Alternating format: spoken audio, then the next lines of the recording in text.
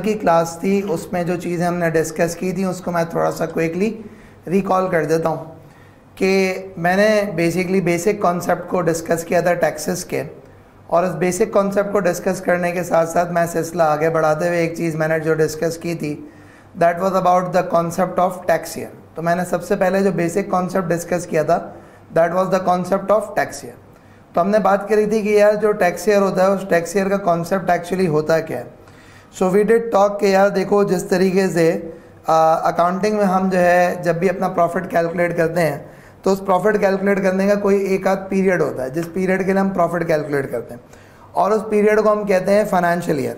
इसी तरीके से जो टैक्स अथॉरिटीज़ होती हैं वो टैक्स अथॉरिटीज़ जब हमारी इनकम के ऊपर टैक्स लगाना चाह रही होती हैं तो उस इनकम के ऊपर टैक्स लगाने के लिए टैक्स अथॉरिटी को भी कोई एक ऐसा पीरियड चाहिए कि जिस पीरियड के ऊपर वो टैक्स कैलकुलेट कर सकें। तो पीरियड जिसके ऊपर टैक्स अथॉरिटी टैक्स कैलकुलेट करती हैं that period is considered to be a tax year. तो मैंने आपको कहा था कि ज़रूरी नहीं है कि जो टैक्स ईयर है वो कोई 12 महीने का पीरियड होगा। A tax year could even be less than the 12 months period. I repeat, जो टैक्स ईयर है वो tax year could even be less than the 12 month period. And when we did talk about the tax year तो उस tax year के अंदर मैंने जो आपके साथ चीज़ डिस्कस करी थी वो मैंने आपको कहा था कि यार टैक्स ईयर 3 तरह के होते हैं। क्या 3 तरह के टैक्स ईयर होते हैं? They are considered as normal tax year, और नॉर्मल टैक्स ईयर होने के साथ साथ जो है आपके साथ साथ दूसरी चीज़ जो है that is considered to be special tax year, and the third one of them is considered to be the transitional tax year. अच्छा जी, अब अगर हम बात करें यहाँ पे कि जी नॉर्मल टैक्स ईयर क्या होता है, स्पेशल टैक्स ईयर क्या होता है, ट्रांजिशनल टैक्स ईयर क्या होता है, तो उसको मैं अगर वन बाय वन आपको डिस्कस करूँ तो वन बाय वन जो है वो सिचुएशन को इस तरीके से कि आप एक बात ये समझेंगे कि जी जो नॉर्मल टैक्स ईयर होता है वो नॉर्मल टैक्स ईयर जब हम किसको कहते हैं, हम नॉर्मल टैक्स ईयर जो है वो बेसिकली इसको कहते हैं कि जो time period from 1 July to 30 June जो होता है that is considered to be normal tax year. 1 जुलाई से लेके 30 जून तक का जो टाइम पीरियड होता है that is considered to be normal tax year. अच्छा जी, उसके साथ साथ जो है मज़ीद सिचुएशन को इस तरीके से थी कि हमने जो मज़ीद चीज़ें डिस्कस करी थी वो मज़ीद हमने मामला क्यों डिस्कस किए थे कि वी डिड टॉक अबाउट कि नॉर्मल टैक्स ईयर को नाम कैसे दिया जाता है। तो उस नॉर्मल टैक्स ईयर को नाम कैसे दिया जाता है, तो जिस कैलेंडर ईयर के अंदर नॉर्मल टैक्स ईयर फॉल करता है उसको वो नाम दिया जाता है। सही है ना। अच्छा जी, अब now what happens is that special tax year किसको कहते हैं, तो स्पेशल टैक्स ईयर हर वो टैक्स ईयर होता है which is other than normal tax year. तो कभी कभार ऐसा होता है कि जो टैक्स अथॉरिटीज़ होती हैं वो टैक्स अथॉरिटीज़ स्पेसिफिकली बताती हैं कि जी जो है वो आपके ऊपर ये फला फला फला फला स्पेशल टैक्स ईयर एप्लीकेबल है। और कभी कभार ऐसा होता है कि टैक्स अथॉरिटीज़ जो है ना उनसे हम खुद कहते हैं कि यार हमारा टैक्स का पीरियड चेंज कर दो, कोई और पीरियड कर दो। तो जब हम खुद टैक्स अथॉरिटी से रिक्वेस्ट करते हैं कि यार हमारा पीरियड चेंज कर दो, so that is considered to be a special tax year जो कि आपने इनवॉलंटरी लिया होता है, आपने अपनी ख्वाहिश से लिया होता है। और कभी कभार ऐसा होता है कि हम बाकायदा तौर पे टैक्स अथॉरिटीज हम पे इम्पोज करती हैं कि this is the tax year that you have to follow. मैंने बताया था कुछ स्पेसिफिक सेक्टर्स हैं, उन सेक्टर्स के ऊपर ये टैक्स अथॉरिटीज़ बाकायदा तौर पे आपको टैक्स ईयर बताती हैं कि जी ये टैक्स ईयर होगा। फिर देन उसके बाद मैंने कहा था कि स्पेशल टैक्स ईयर को नाम कैसे दिया जाएगा। तो स्पेशल टैक्स ईयर को नाम कैसे दिया जाएगा वो मैंने आपको समझाया था कि स्पेशल टैक्स ईयर को नाम देने के लिए आप क्या करेंगे, आप कहेंगे कि स्पेशल टैक्स ईयर का नाम is going to be the normal tax year in which the last day of the special tax year falls. तो last day of the special tax year जिस स्पेसिफिक नॉर्मल डे में fall करेगा that is going to be considered as the name of the special tax year. ये चीज़ discuss करने के साथ साथ हम फिर आगे बढ़े थे, और आगे बढ़ते हुए हमने कहा था ट्रांजिशनल टैक्स ईयर।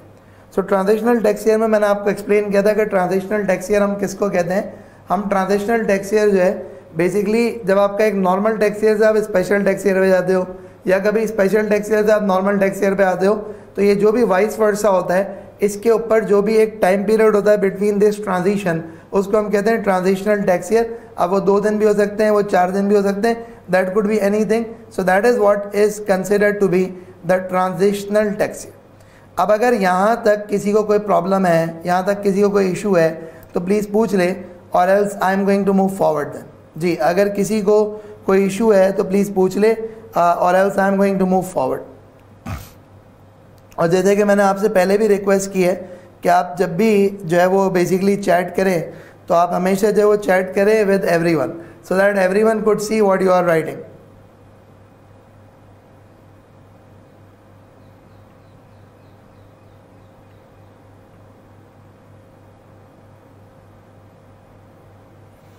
ओके जी, seems like everything is okay, किसी को भी कोई प्रॉब्लम नहीं है बज़ाहिर।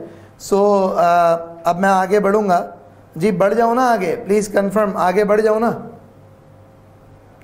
हाँ भाई कंफर्म कर दें, मैं इंतज़ार कर रहा हूँ आपके मैसेज का।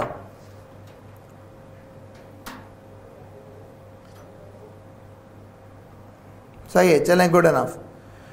Okay, so we are now going to start off. जैसे कि हमारा सिलसिला है कि हम क्या कर रहे हैं, हम बेसिक कॉन्सेप्ट्स ऑफ टैक्सेशन को कवर कर रहे हैं। तो उस बेसिक कॉन्सेप्ट्स ऑफ टैक्सेशन के अंदर अब हम जो नेक्स्ट डिस्कशन करेंगे वो कुछ हम डिस्कशन करेंगे about the concept of taxable income. I repeat, अब हम जो डिस्कशन करेंगे that is going to be about the concept of taxable income, कि what exactly is this taxable income all about. इससे रिलेटेड थोड़ी सी डिस्कशन करेंगे। देखें, पहली बात तो कुछ तरीके से कि जो इनकम होती है उस इनकम के अंदर जो है वो दो तरह की कैटेगराइजेशन होती है। आई रिपीट, जो आपकी इनकम होती है उस इनकम की दो तरह की कैटेगराइजेशन होती है। वो क्या दो तरह की कैटेगराइजेशन होती है? वो दो तरह की कैटेगराइजेशन ये होती है कि one of them is considered to be the taxable income and the other one of them is considered to be the exempt income. I repeat, income की दो तरह की कैटेगराइजेशन होती है। One of them is considered to be the taxable income and the other one of them is considered to be exempt income. ये taxable income क्या है, ये एग्जेम्प्ट इनकम क्या है, इसकी ज़रा कुछ थोड़ी सी डिस्कशन करते हैं। तो टैक्सेबल इनकम क्या होती है? टैक्सेबल इनकम जो है it's an income which is subject to tax. तो एक ऐसी इनकम जिसके ऊपर टैक्स लगेगा that is considered to be taxable income. So I repeat, taxable income क्या होती है? An income which is subject to tax. तो एक ऐसी इनकम जिसके ऊपर टैक्स लगेगा that's called taxable income. Exempt income क्या होती है? एग्जेम्प्ट इनकम जो होती है that is basically income exempt from tax that is no tax applicable, that is no tax applicable। तो एक ऐसी इनकम जो कि exempt है from the tax, मतलब उसके ऊपर कोई टैक्स एप्लीकेबल नहीं है, that is going to be considered as exempt income। Practically थोड़ा सा बात बता देता हूँ कि ये टैक्सेबल इनकम की एग्जांपल्स क्या हैं और exempt इनकम की एग्जांपल्स क्या हैं। तो मैं आपको प्रैक्टिकली थोड़ा सा बता देता हूँ। बेसिकली ऐसा होता है कि एग्जेम्प्ट इनकम की एक मिसाल है एग्रीकल्चरल इनकम। ये जो खेती बाड़ी करते हैं, खेती बाड़ी करके जो इनकम मिलती है उसको हम एग्रीकल्चरल इनकम कहते हैं। सो आई रिपीट, खेती बाड़ी करके जो आपको इनकम मिलती है उसको हम क्या कहते हैं? एग्रीकल्चरल इनकम कहते हैं। वो एग्रीकल्चरल इनकम जो होती है that is actually exempt from tax, उसके ऊपर टैक्स नहीं लगता। So agricultural income is exempt from tax, उसके ऊपर टैक्स नहीं लगता। खैर, anyways coming back to it. So हमने बात करी कि इनकम जो है आपके पास that is actually either taxable और या फिर इनकम आपकी क्या होती है? एग्जेम्प्ट इनकम होती है। अब पाकिस्तान के अंदर मैंने आपसे कल भी डिस्कशन करी थी कि एक अथॉरिटी होती है जिसको हम कहते हैं FBR, जो कि फेडरल बोर्ड ऑफ रेवेन्यू। ये जो फेडरल बोर्ड ऑफ रेवेन्यू है, इस फेडरल बोर्ड ऑफ रेवेन्यू के पास पावर्स हैं कि फेडरल बोर्ड ऑफ रेवेन्यू आपके और मेरे ऊपर टैक्सेस इम्पोज करे, टैक्स के लॉज बताए, टैक्स के लॉज को अमेंड करे। ये सारे के सारे powers federal board of revenue के पास है। तो फेडरल बोर्ड ऑफ रेवेन्यू ने अपना जो भी टैक्सेशन का निज़ाम है उसको मल्टीपल लॉज के थ्रू प्रोड्यूस किया है। उसमें एक लॉ है जिसको हम कहते हैं इनकम टैक्स ऑर्डिनेंस। एक लॉ है जिसको हम कहते हैं इनकम टैक्स ऑर्डिनेंस, और ये है income tax ordinance 2001। I repeat, ये एक लॉ है जिसको हम कहते हैं इनकम टैक्स ऑर्डिनेंस 2001। अब ज़रा बात सुनिएगा और बात समझिएगा। बेसिकली क्या होता है? होता कुछ तरीके से कि जो इनकम टैक्स ऑर्डिनेंस 2001 है, वो इनकम टैक्स ऑर्डिनेंस 2001 आपको ये कहता है कि आपकी जो इनकम है उस इनकम को आप 5 हेड्स में कैटेगराइज कर सकते हैं। तो इनकम टैक्स ऑर्डिनेंस क्या कहता है? कहता है भाई जो भी इनकम होगी ना किसी की भी, उसको 5 हेड्स के अंदर कैटेगराइज किया जा सकता है। क्या मतलब 5 हेड्स के अंदर कैटेगराइज किया जा सकता है? तो 5 हेड्स जिनके अंदर कैटेगराइज किया जा सकता है, वो 5 हेड्स क्या क्या हैं उसकी वन बाय वन बात करते हैं। वो 5 हेड्स को जिस तरीके से हैं कि the first one of them is, आपका जो पहला हेड है that is actually the income from salary. जो आपका पहला हेड है that is income from salary. जो आपका दूसरा हेड है that is the income from business. जो आपका तीसरा हेड है that is called income from property. जो आपका चौथा हेड है वो है इनकम फ्रॉम कैपिटल गेन्स। और पांचवा जो हेड है उसको कहते हैं इनकम फ्रॉम अदर सोर्सेस। सो मैं रिपीट करता हूं कि बेसिकली एक चीज़ याद रखिएगा कि as per the income tax ordinance आपकी जो इनकम होती है उसको 5 हेड्स के अंदर कैटेगराइज किया जाता है। वो 5 हेड्स के अंदर क्या कैटेगराइज किया जाता है? वो 5 हेड जो है that is income from salary, income from business, income from property, capital gains और अदर सोर्सेज। ये 5 हेड्स के अंदर इनकम को कैटेगराइज किया जाता है, क्लासिफाई किया जाता है।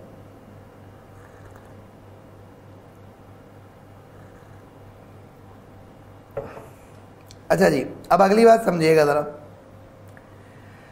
तो ये तमाम की तमाम चीज़ें क्या होती हैं इसको वन बाय वन तफसील में भी डिस्कस करेंगे, बट ज़रा थोड़ा सा ओवरव्यू यहाँ पे बता देता हूँ।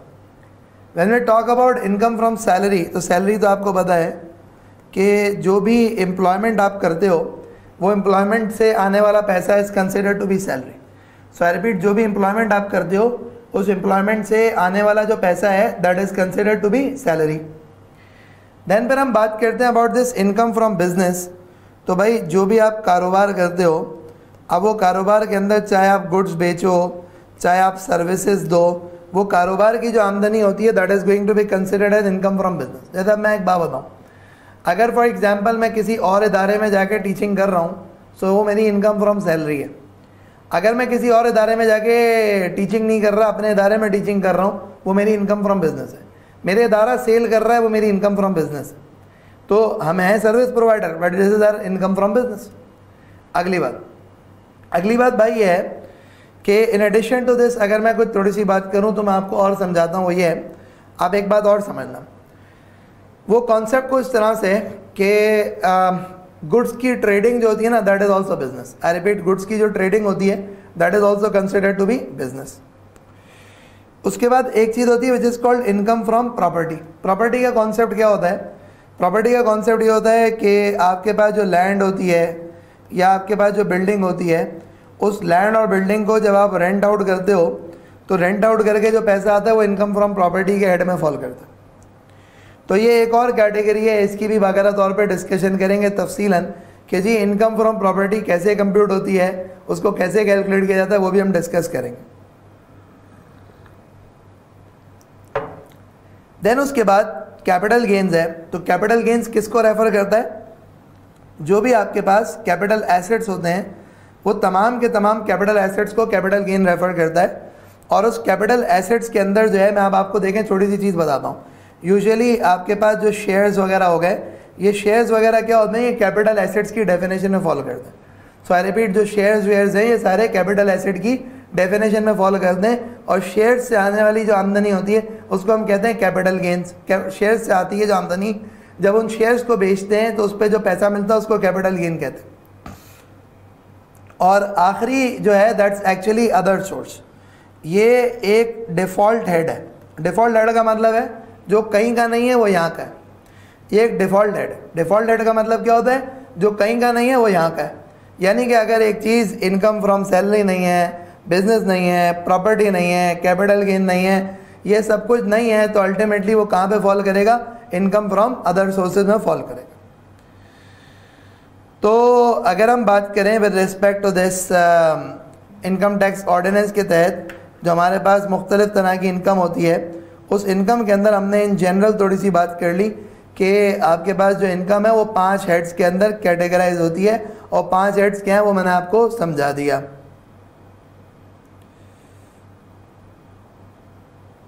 अच्छा, इसी तरह से मैंने आपको जो है वो अल्टीमेटली एक कॉन्सेप्ट और भी समझा दिया, and that is basically called the concept of taxable income and the exempt income. तो यहाँ पे अगर आप देखेंगे तो आपके पास एक टोटल इनकम का एक हेडिंग डली हुई है। तो उस टोटल इनकम के अंदर क्या कुछ आ जाता है उसको ज़रा समझिएगा। टोटल इनकम के अंदर आपके पास जो है वो टैक्सेबल इनकम और टैक्सेबल इनकम के साथ साथ exempt income. So I repeat, total income के अंदर आपके पास टैक्सेबल इनकम और टैक्सेबल इनकम के साथ साथ जो है वो एग्जाम्ड इनकम, ये दोनों चीज़ आ जाती हैं। Let me repeat,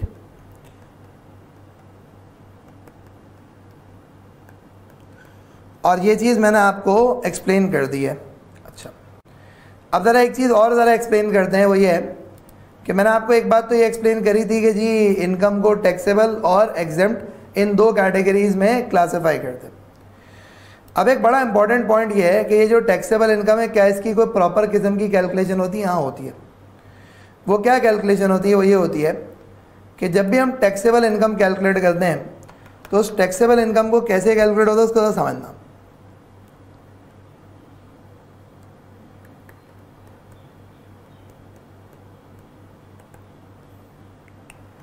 taxable income को कैलकुलेट करने के लिए आप क्या करते हैं? आप कहते हैं कि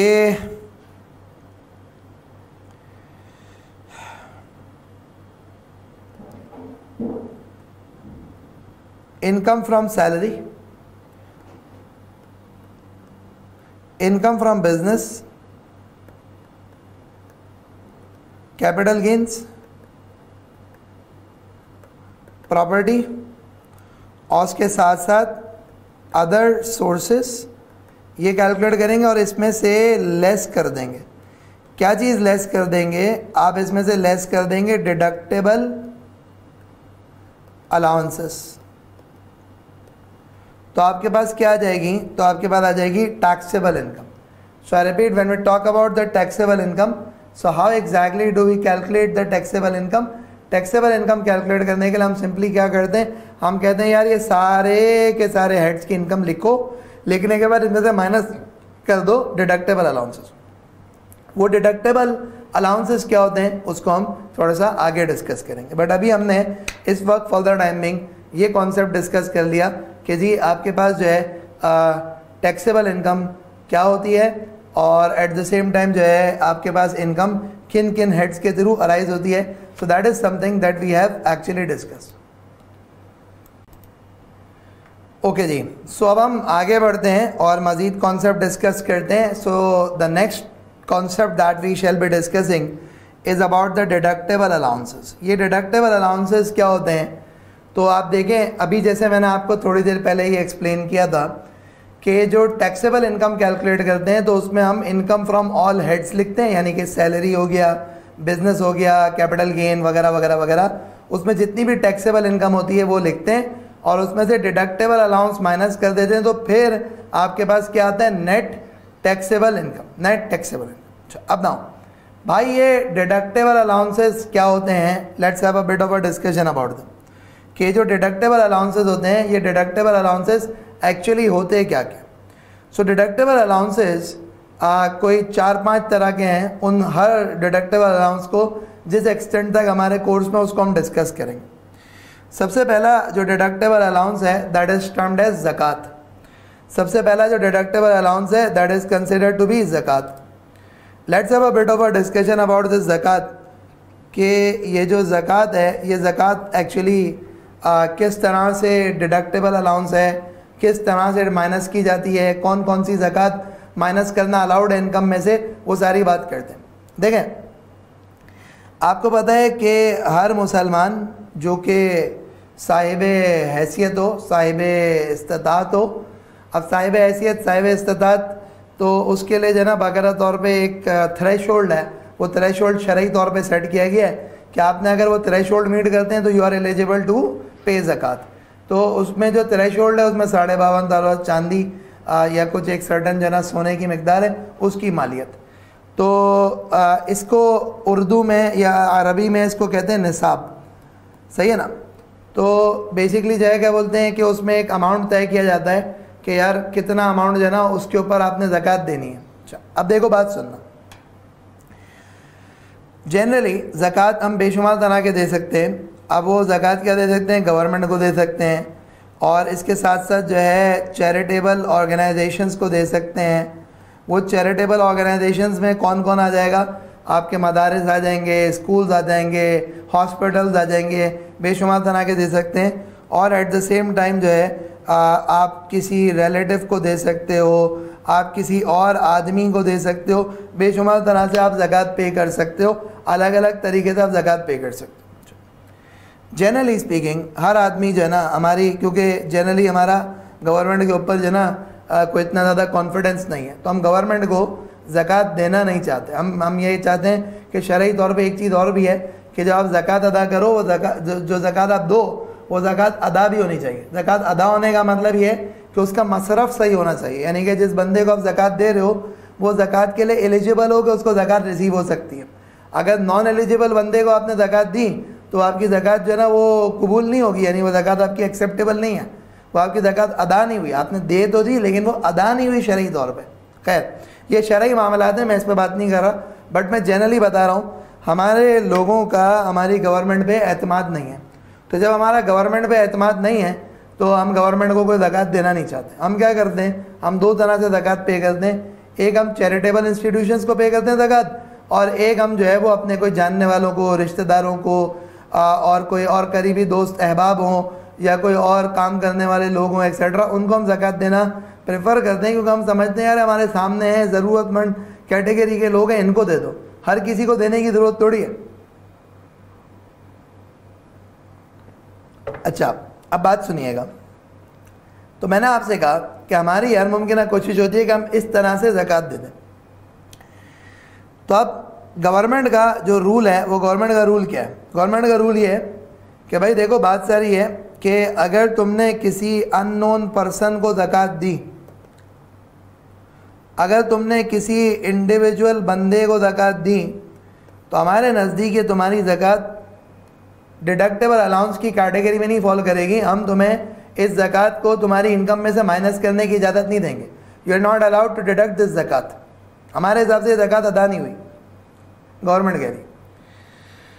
अच्छा अब ज़रा बात सुनते हैं और बात ज़रा करते हैं। वो ये है कि तो गवर्नमेंट ने क्या करा हुआ है, गवर्नमेंट ने कुछ स्पेसिफिक इंस्टीट्यूशन डिफ़ाइन करे हुए। आई रिपीट, गवर्नमेंट ने कुछ स्पेसिफिक इंस्टीट्यूशंस डिफ़ाइन करे हुए, कुछ स्पेसिफिक इदारे डिफ़ाइन करे हुए कि भाई इन लोगों को आपने ज़कात देनी है। अब देखो वो इंस्टीट्यूशंस क्या हैं, वो इदारे क्या हैं जिनको आपने ज़कात देनी है। तो कुछ स्पेसिफिक इंस्टीट्यूशंस हैं जिनको गवर्नमेंट ने रजिस्टर करा हुआ।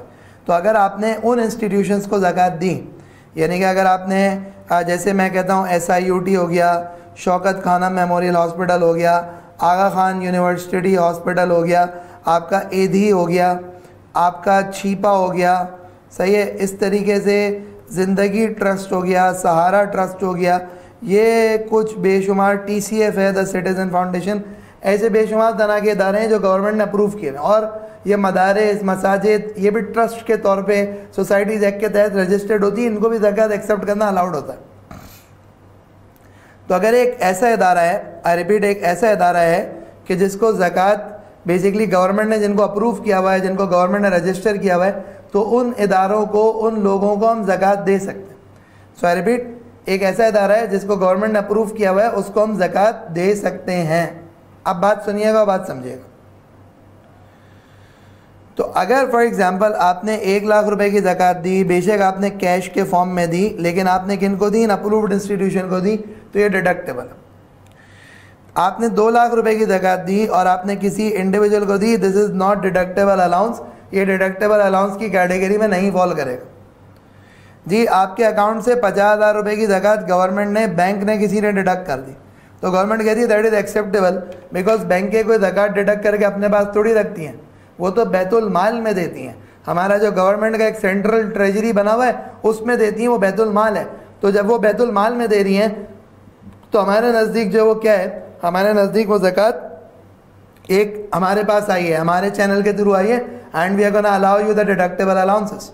तो जो बैंक्स में आपका सेविंग्स अकाउंट होता है ना, उस सेविंग्स अकाउंट पे बैंक वाले क्या करते हैं, पहली रमज़ान को ज़कात काट लेते हैं।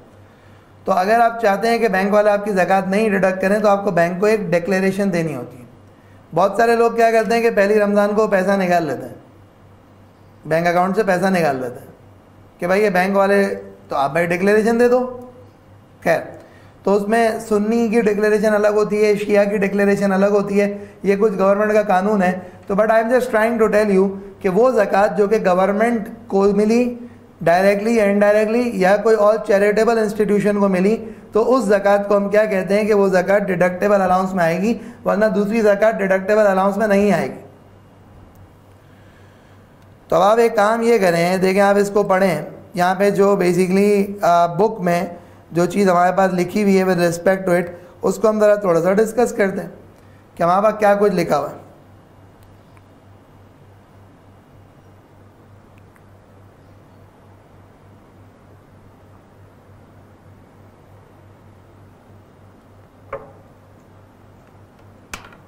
अब आपको क्या कह रहा है?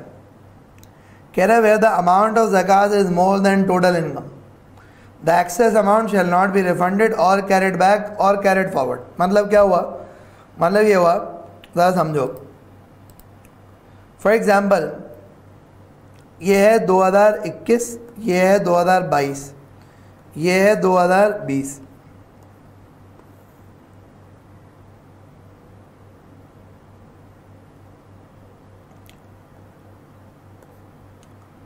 तुम्हारी यहाँ पे इनकम जो भी थी, यहाँ पे इनकम थी 1,00,000 रुपये, यहाँ पे इनकम थी लेट से कि 1,20,000 रुपये।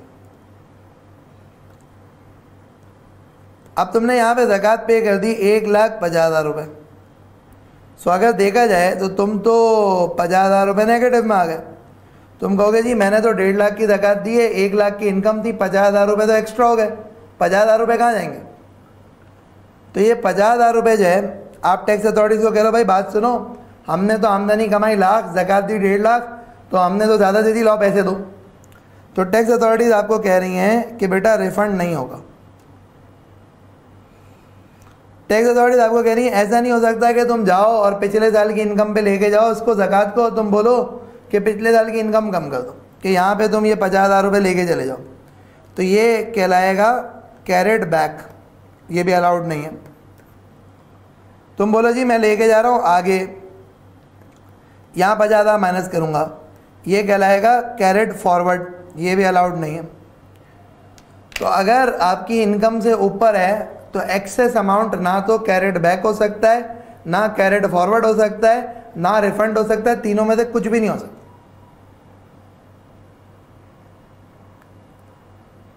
सो आई रिपीट, जो एक्सेस अमाउंट होगा ना वो कैरिड बैक होगा, ना वो कैरिड फॉरवर्ड होगा, ना वो रिफंड होगा। अगली बात, नेक्स्ट आपके पास ये दो चीज़ें हैं, वर्कर्स वेलफेयर फंड और वर्कर्स प्रॉफिट पार्टिसिपेशन फंड। ये मैं आपको देखें एक चीज़ बता दूं, आपके लेवल के ऊपर इसकी कैलकुलेशन कोर्स में नहीं है। आपके लेवल पे इसकी कैलकुलेशन कोर्स में नहीं है। तो अगर आप कहो ना कि जी वर्कर्स वेलफेयर फंड की, वर्कर्स पार्टिसिपेशन फंड की आपके कोर्स में कैलकुलेशन नहीं और कभी आज तक सवाल में भी नहीं आया, लेकिन मैं आपको इन शॉर्ट थोड़ा सा बता देता हूँ। बेसिकली है कुछ तरीके से कि एक है WWF एक्ट,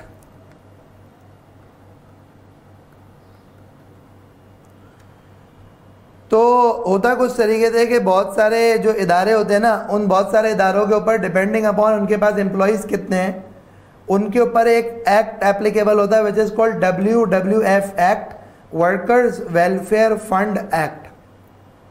ये वर्कर्स वेलफेयर फंड एक्ट के थ्रू आप क्या करते हैं, इस वर्कर्स वेलफेयर फंड एक्ट के थ्रू आप ये करते हैं कि आपको ये अलाउड होता है कि आप इस वर्कर्स वेलफेयर फंड के एक्ट के थ्रू अपना जो है ना कुछ एक XYZ अमाउंट आप पे करते हैं। आपके ऊपर मैंडेटरी होता है जी इतना अमाउंट आपने पे करना। तो टैक्स अथॉरिटीज़ कहती हैं कि जी जितना तुमने अमाउंट WWF एक्ट के अंडर पे किया उस अमाउंट को तुम अपनी इनकम की कैलकुलेशन से माइनस कर सकते हो। सो आई रिपीट, टैक्स अथॉरिटीज़ क्या कहती हैं, जितना अमाउंट तुमने WWF एक्ट के अंदर पे किया तुम उसको माइनस कर सकते हो अपनी इनकम से। अगली बात,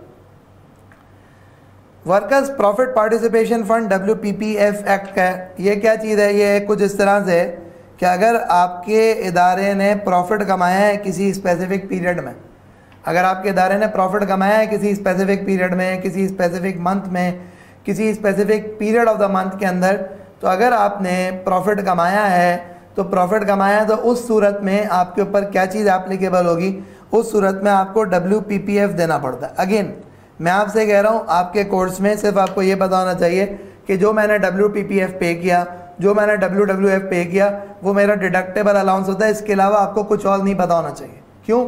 आपके कोर्स में है ही नहीं। ये एडवांस लेवल की बात है, ये आपके लेवल की बात ही नहीं है। तो वर्कर्स वेलफेयर फंड की कैलकुलेशन कैसे होगी? Not part of your course. हाँ, एप्लीकेबल होता है बिजनेसेस पे, बाकी किसी पे नहीं होता। WPPF के कैसे कैलकुलेशन होगी? आपके कोर्स में नहीं है। किस पे एप्लीकेबल होता है? बिजनेसेस पे। जी अगर अमाउंट आ जाए सवाल में कि जी इतना WPPF दिया, माइनस कर दो, माइनस कर दो, कुछ और थोड़ी करना। इतना WPPF दिया, माइनस कर दो, खत्म।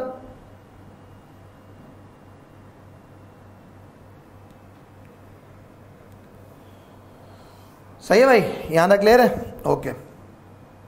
अच्छा, अब ये एक इंपॉर्टेंट चीज है, deductible allowances of profit on debt. देखें होता कुछ तरीके से कि बहुत सारे देखें इंसान जो है ना, उसकी ज़िंदगी में एक सबसे बड़ी ख्वाहिश ये होती है कि घर अपना हो जाए, क्योंकि वरना तो ज़िंदगी गुजर जाती है किराए भर भर के। आपका घर अगर अपना ना हो, किराए भरते रहो, तो वो किराया तो एक संक है ना, ये तो डूब गया ना, गया तो गया। सो मैं थोड़ा सा रिपीट करता हूँ। बेसिकली होता है कुछ तरीके से कि हर बंदे की ख्वाहिश ये होती है कि उसका घर हो जाए।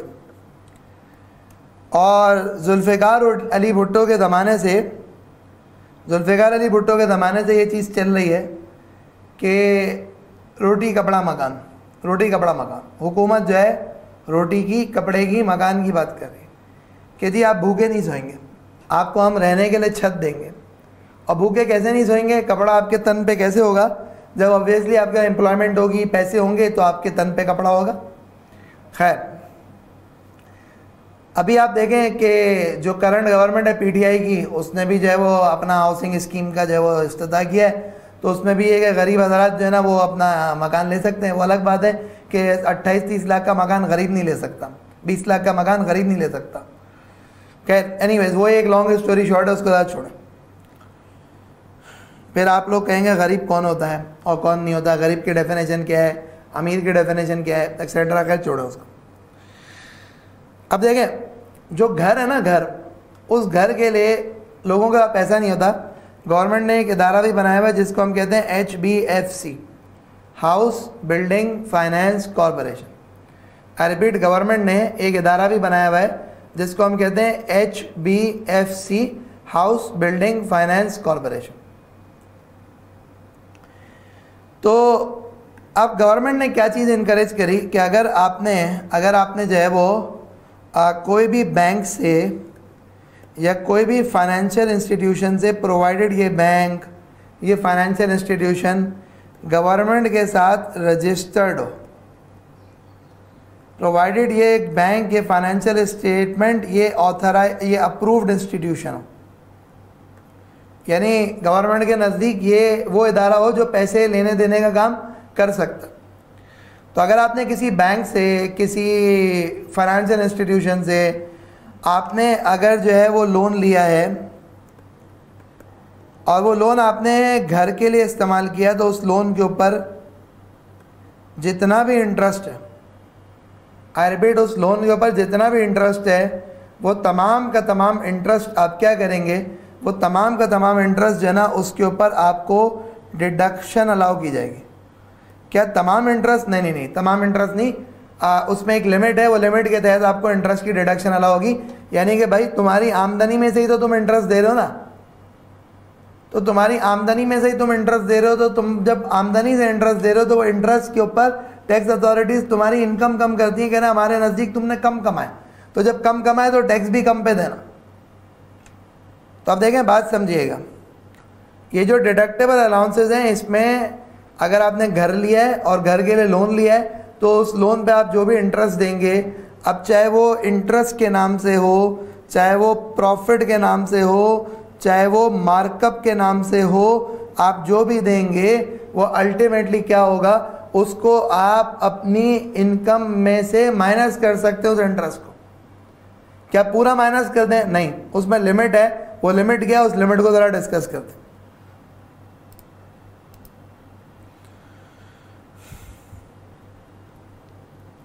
लिमिट जो है वो यहाँ पे डिफाइंड है, और जो आपकी कंडीशंस हैं वो यहाँ पे डिफाइंड है।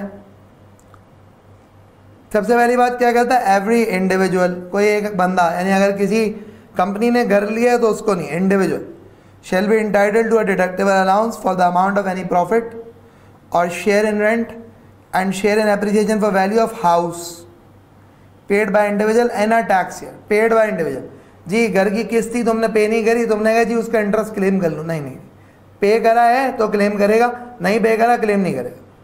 टैक्स में, टैक्स लॉ में बड़ी इंपॉर्टेंट डेफिनेशंस होती हैं, एक एक वर्ड की अहमियत होती है। Paid in a tax year on a loan by a scheduled bank, आपने किसी भाई से लोन ले लिया, बहन से लोन ले लिया, किसी जो है वो इंडिविजुअल से जो लोन देता है सूद के ऊपर, उससे लोन ले लिया, उसको आपने इंटरेस्ट पे किया, वो अलाउड नहीं है। It has to be a scheduled bank और non banking finance institution regulated by SECP और एडवांस्ड बाय गवर्नमेंट और लोकल गवर्नमेंट और प्रोविंशियल गवर्नमेंट और ए स्टैट्यूटरी बॉडी और a public company listed on required stock exchange in Pakistan. तो ये भी बड़ा इंपॉर्टेंट वर्ड, एक पब्लिकली लिस्टेड कंपनी ने भी अगर आपको लोन दिया वो भी अलाउड है। Where the individual utilizes the loan for the construction of a new house और the acquisition of a house.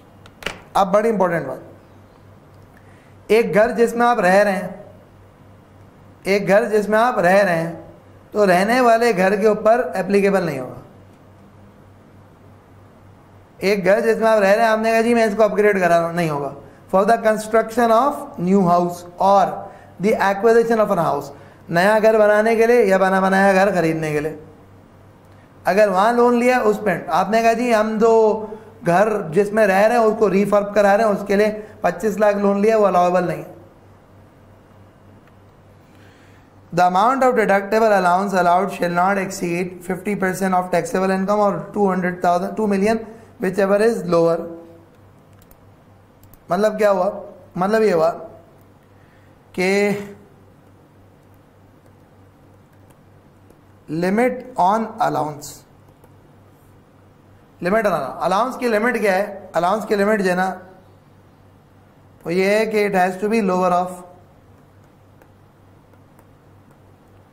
₹2 million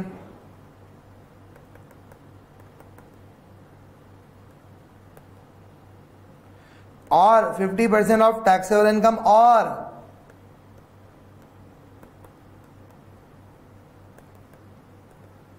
actual interest paid. इन तीन में से जो भी लोअर अमाउंट होगा वो आपने जो है ना डिडक्ट करना है। मतलब मिसाल है कि अगर आपके पास जो है आपका जो टैक्सेबल इनकम का 50% बनता है, वो कोई बनता है 1 million, एक्चुअल इंटरेस्ट आपने पे किया 800,000 और ये है 2 million, तो this is going to be something that's deductible.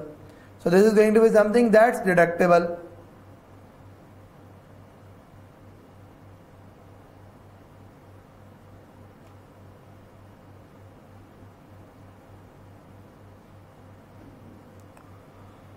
सही जी।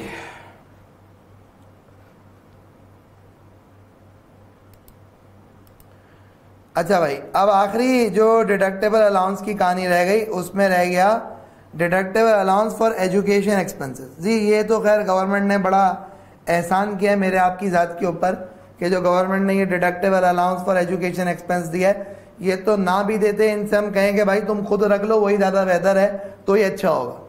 खैर एनीवेज,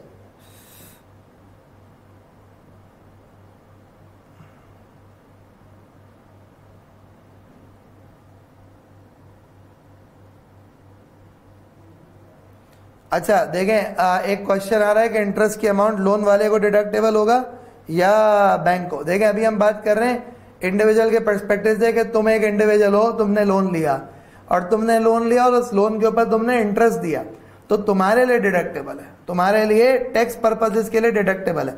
तुम अपनी टैक्सेबल इनकम की कंप्यूटेशन से माइनस करोगी। अगली बात कि ये PDF मिल जाएगी, हाँ सब मिल जाएगी भाई, टेंशन नहीं लो, सब मिल जाएगा। अच्छा जी, कहता है every individual shall be entitled to a deductible allowance in respect of tuition fee paid by the individual in a tax year provided taxable income of the individual is less than 1.5 million। अब बात सुने, छोटी सी बात करता हूँ कि एक individual है जिसकी टैक्सेबल इनकम है साल की 1.2 million। मतलब क्या हुआ, एक महीने की ₹1,00,000 की इनकम।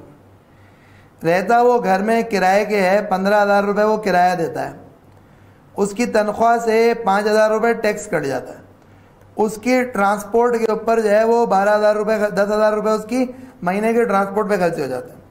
उसके 3 बच्चे स्कूल में पढ़ते हैं, तो 3 बच्चों को जब स्कूल में पढ़ाता है तो 3 बच्चों को स्कूल में पढ़ाएगा, तो अगर मिसाल है फॉर एग्जांपल वो हर बच्चे को स्कूल में पढ़ाएगा तो 6,000 8,000 10,000 फीस देगा, 30,000 रुपये वो बच्चों की स्कूल की फीस दे देता है। अब बात सुनिएगा जरा समझिएगा। तो यूजुअली क्या होगा कि ऐसा बंदा जिसकी आमदनी लाख रुपए, वो शायद महीने के 30,000 रुपये अपने बच्चों की स्कूल की फीसें नहीं दे रहा होगा। क्या होगा जरा समझते हैं। कहता है हर वो बंदा जिसकी पूरी सालाना तनख्वाह 15 लाख से कम हो, 15 लाख भी ना हो, उससे कम हो, लेस देन, तो उस बंदे को क्या चीज होगी, the amount of an individual's allowance allowed for a tax year shall not exceed the lesser of 5% of total tuition fee paid by the individual in a year। मतलब अगर तुम महीने की 30,000 रुपये पे कर रहे हो 3 बच्चों की और ये तुम्हारा 3,60,000 रुपये होता है, तो भाई इतनी मेहरबानी कर दी, बोल रहे इसका 5% क्लेम कर लो। ओ भाई रख लो ना, नहीं चाहिए, रख लो रख लो, नहीं चाहिए। मतलब ये क्या टैक्स अथॉरिटीज ने मजाक किया हमारे साथ, जितनी पे कर रहे हो उसका 5%। अब अगर मैं बच्चे के महीने की 25-30,000 पे कर रहा होता एक बच्चे की, तो एक महीने की 2-3 बच्चों की लाख रुपए पे कर रहा होता, समझ में आता कि उसका 5% होता, 5,000 मल्टीप्लाई बाय 10 मल्टीप्लाई बाय 12 तो 60,000 रुपये होता। वो भी कुछ नहीं है, लेकिन वो भी उस सूरत होता जब मेरी सैलरी 15 लाख से ज्यादा होती। जिस बेचारे की महीने की लाख 1.25 लाख रुपए सैलरी है, वो कोई 3 बच्चों को 20-20 हजार रुपये वाले स्कूल में थोड़ी पढ़ाएगा यार, क्या दे रहे हो ये। खैर,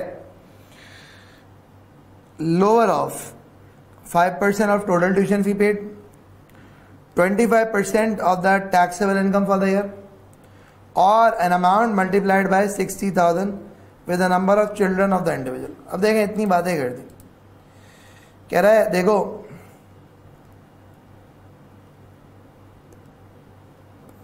एजुकेशनल अलाउंस क्या है, उसकी भी लिमिट है। क्या लिमिट है, लोअर ऑफ 5% ऑफ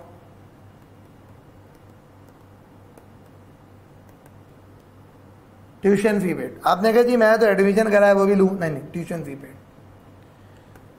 और 25% ऑफ टैक्सेबल इनकम, और 60,000 multiply by number of kids.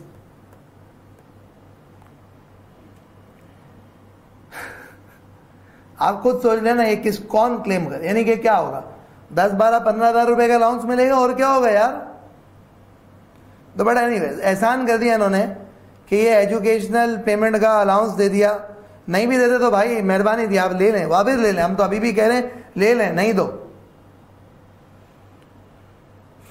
अच्छा भाई, इस अलाउंस को क्लेम करने के लिए कुछ चीज़ें ऐसी हैं जो कि आपको if you are to claim this specific allowance, तो इस अलाउंस को क्लेम करने के लिए आपको कुछ कंडीशंस का फुलफिल होना ज़रूरी है। वो क्या चीज़ है, वो चीज़ ये है कि एनी अलाउंस और part of an allowance that is not able to be deducted shall not be carried forward. तो आपको एक बात समझ में आ गई कि भाई चाहे ज़कात हो, चाहे इंटरेस्ट ऑन वो हो, बैंक लोन हो हाउस के लिए, या फिर एजुकेशनल हो, अगर ये एक्स्ट्रा डिडक्ट हो रहा है ना, तो जो अनएडजस्टेड है वो ना कैरी फॉरवर्ड होगा, ना रिफंड होगा, ना कैरिड बैक होगा, कुछ नहीं होगा। अगली बात, allowance shall be allowed against the tax liability of either of the parents making payment of the fee on furnishing NTN और name of the educational institution. अब जिस एजुकेशनल इंस्टीट्यूशन के लिए पे करिए उसका नाम दें, ऑब्वियसली आप फी वाउचर दे देंगे, क्या ये कंडीशन मीट करना मसला नहीं। Allowance shell not be taken into account for computation of tax deduction from salary under section 149। मतलब क्या हुआ, मतलब ये हुआ टोटल इनकम से माइनस होगा, इनकम फ्रॉम सैलरी से माइनस नहीं होगा। ऐसा नहीं हो सकता कि आप कहें जी मेरी सैलरी है 12 लाख और मुझे जो अलाउंस अलाउेबल है वो 20,000 रुपये है, तो मैं 20,000 माइनस कर, no you can not do it. Total income से माइनस होगी, सैलरी इनकम वही 12 लाख रहेगी। तो इन शॉर्ट रिपीट कर देता हूँ कि एजुकेशनल, अगर तुम्हारा बच्चा कहीं पढ़ता है किसी स्कूल में, उसकी ट्यूशन फी को तुम क्लेम कर सकते हो एज अ डिडक्शन, और सब्जेक्ट टू सर्टेन कंडीशन कि lower of what 5% of the fee paid, 25% of your taxable income, या फिर 60,000 multiply by number of kids, जो भी लोअर होगा वो अमाउंट आप क्लेम कर सकते हो एज अ डिडक्शन। तो भाई ये तो हमने क्या कर लिया, ये हमने कैलकुलेट कर लिया, ये हमने डिस्कस कर लिया अलाउंसेस को कि डिडक्टेबल अलाउंसेस क्या क्या होते हैं। अब आपके पास यहाँ पे आ रहा है compute total and taxable income. 1 million income है, एग्रीगेट एग्जाम जो है 5 लाख है, WPPF आपने 1 लाख पे किया। तो अगर तो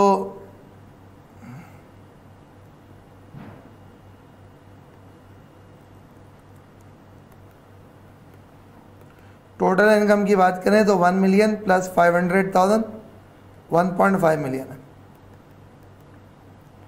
और टैक्सेबल इनकम की बात करें तो 1 मिलियन माइनस 100,000 900,000।